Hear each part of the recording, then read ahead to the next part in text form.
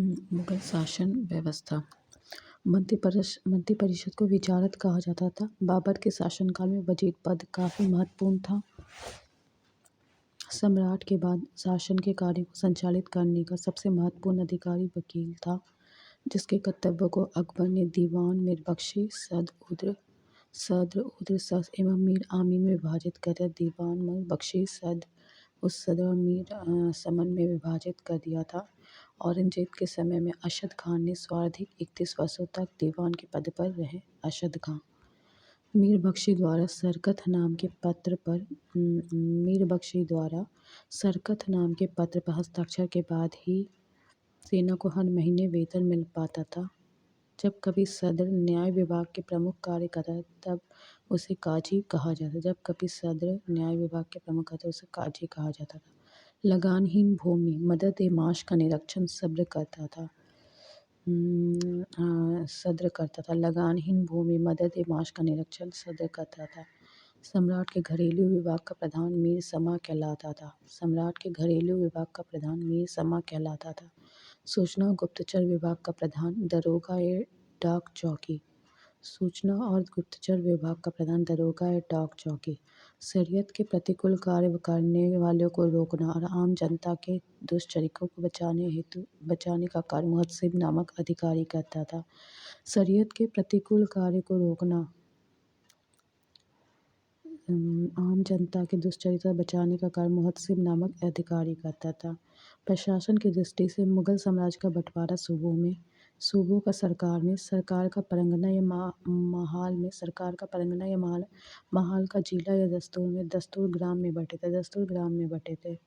प्रशासन की सबसे छोटी इकाई ग्राम थी, जिसे मावदा या दी कहते। मावदा के अंतर्गत छोटी छोटी बस्तियों के नागला कहा जाता था।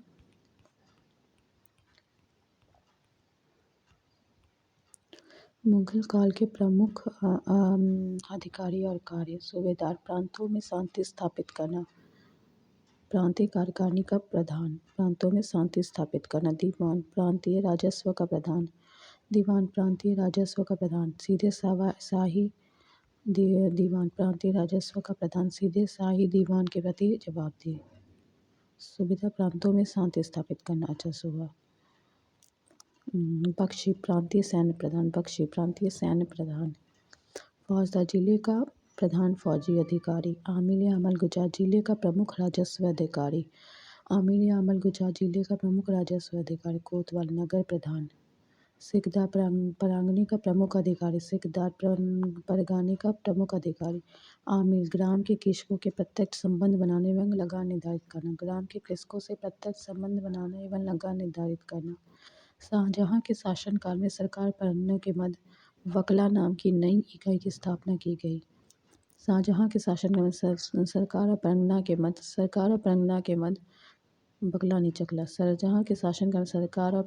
के मध्य चकला नाम की नई इकाई की स्थापना की गई। भूमि कर के विभाजन के आधार पर मुगल साम्राज्य की समस्त भूमि 3 वर्गों में विभाजित थी। खालसा भूमि प्रत्यक्ष रूप से बादशाह के नियंत्रण में। जागीर तनख्वाह के बदले दी जाने वाली भूमि। सयूर दल या मदद ए माश अनुदान में दी गई भूमि। लगानहीन भूमि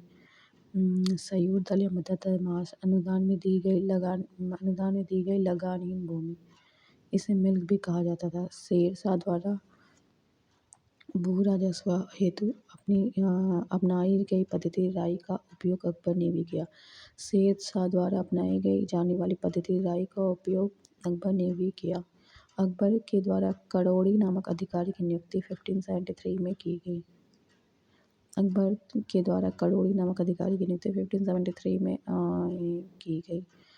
इसे अपने क्षेत्र में 1 करोड़ दाम वसूलना होता था। 1580 में अकबर ने दशशाला नाम की नवीन प्रणाली प्रारंभ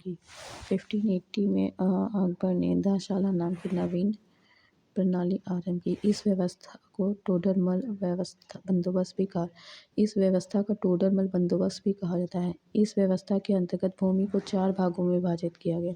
इस व्यवस्था के अंतर्गत भूमि को 4 भागों में विभाजित किया। पूलज, इसमें नियमित रूप से खेती होती थी।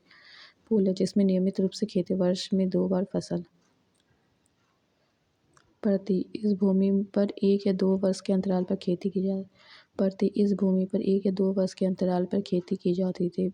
वाचर, इस पर 3 से 4 वर्ष के अंतराल पर खेती की जा वाचर, इस पर 3 से 4 वर्ष के अंतराल पर खेती की जाती थी। बंजर, ये खेती योग्य भूमि नहीं थी, इस पर लगान नहीं वसूला जाता। बंजर, ये खेती योग्य भूमि नहीं थी, इस पर लगान नहीं वसूला जाता था। 71 के टोडर मल ने खालसा भूमि और भू राजस्व का नवीन प्रणाली जब्ती प्रणाली की। 71 में टोडरमल ने खालसा भूमि पर भू राजस्व की नई प्रणाली जब्ती प्रणाली की। इसने कर निर्धारण की 2 श्रेणी थी। इसमें कर निर्धारण की 2 श्रेणी थी, एक को तखसीस और दूसरे को तहसील। औरंगजेब ने अपने शासनकाल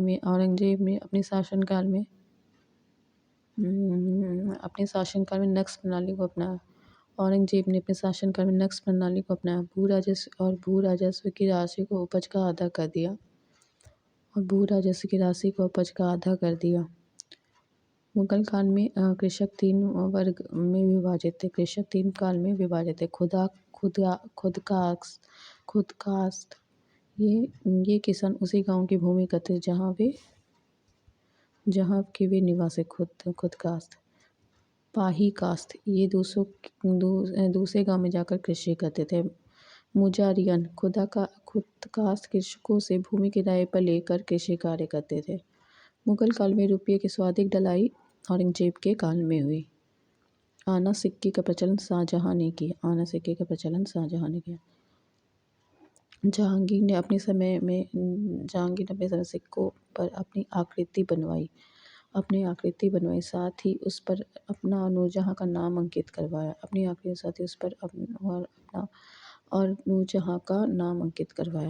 क्या है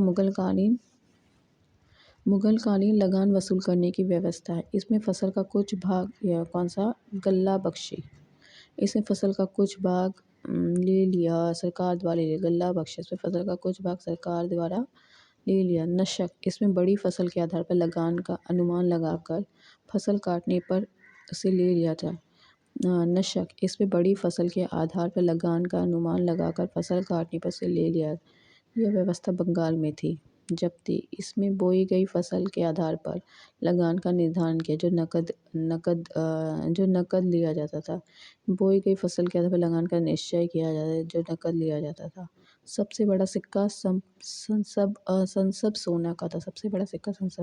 स्वर्ण का सबसे प्रचलित सिक्का इलाही था। मुगलकालीन अर्थव्यवस्था का आधार चांदी का रुपया था। दैनिक लेन देन के लिए तांबे का दाम प्रयोग होता था। 1 रुपये में 40 दाम होते। मुगल सेना 4 भागों में विभाजित थी। पैदल सेना, घुड़सवार, तोपखाना, हाथी सेना। मुगलकालीन सैन्य व्यवस्था पूर्णतः मनसबदारी प्रथा पर आधारित थी। इसे अकबर ने प्रारंभ किया। मुगलकालीन सैन्य व्यवस्था पूर्णतः मनसबदारी प्रथा पर थी। इसे अकबर ने प्रारंभ किया। 10 से 500 तक मनसब प्राप्त करने वाले मनसबदार, 500 से 2500 तक मनसब प्राप्त करने वाले उमरा, 2500 से ऊपर तक प्राप्त करने अमीर आजम कहलाते थे।